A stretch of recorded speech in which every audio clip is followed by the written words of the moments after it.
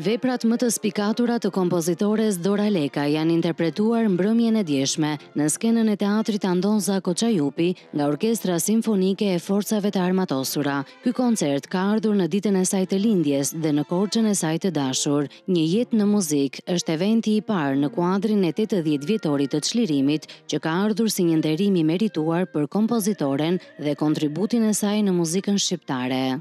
Është padyshim një vlerë që ne kemi akoma këto këngë.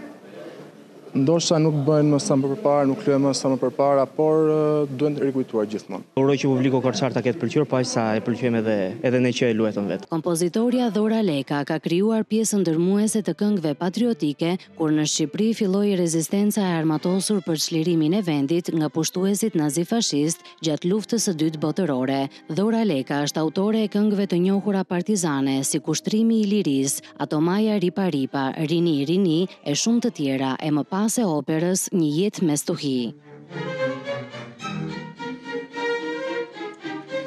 Bashkë me koncertin është çelur në hollin e teatrit të Korçës dhe një ekspozit me fotografi nga jeta dhe veprimtaria e kompozitores Dora Leka, e cila mban titullin Artiste e popullit.